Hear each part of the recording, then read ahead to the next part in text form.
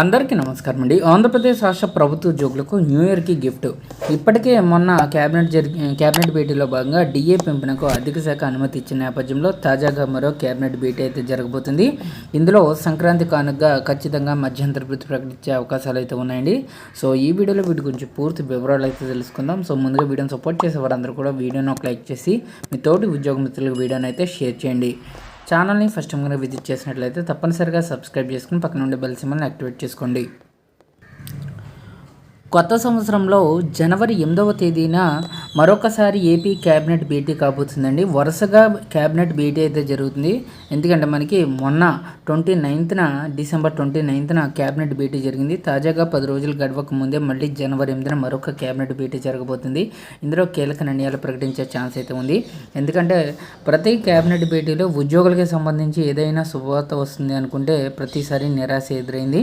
So తాజాగా మొన్న జరిగిన క్యాబినెట్ భేటీలో భాగంగా ఉద్యోగుల డిఏ ప్రకటనకి సంబంధించి డిఏ పెంపునకు ఆర్థిక శాఖ అనుమతి అయితే ఇచ్చింది.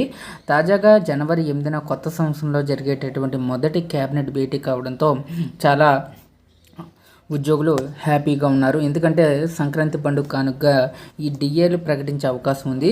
సో కొత్త పిఆర్సీ కమిటీ వేసే అవకాశం ఉంది. మధ్యంతర వృత్తి 30%తో ప్రకటన వచ్చే ఛాన్స్ కూడా ఉందండి. సో కొత్త సంవత్సరంలో ఏపీ మంత్రిమండలి మరోసారి సమావేశం ఖరారైంది. జనవరి 8వ తేదీన ఏపీ కేబినెట్ భేటీ జరగబోతుంది. ముఖ్యమంత్రి సీఎం గారు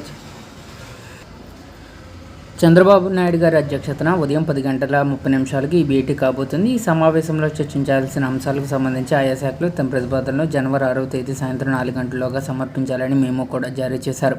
నిర్ణీత గడువులోగా ప్రతిపాదనలు అందజేయాలని అధికారులకు సూచించారు. కేబినెట్ సమావేశంలో కీలక నిర్ణయాలు తీసుకునే అవకాశం ఉండడంతో శాఖల నుంచి వచ్చే ప్రతిపాదనలపై ప్రభుత్వం దృష్టి సారించినట్లు తెలుస్తుంది.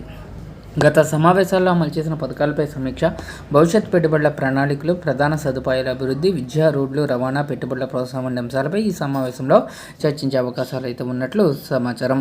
సో అలాగే కొత్త ప్రాజెక్టుల అనుమతులు, కీలక పదవులు, నియామకాలు తదితర అంశాలపై సమావేశంలో చర్చించి నిర్ణయం తీసుకునే అవకాశం ఉన్నట్లు తెలుస్తుంది.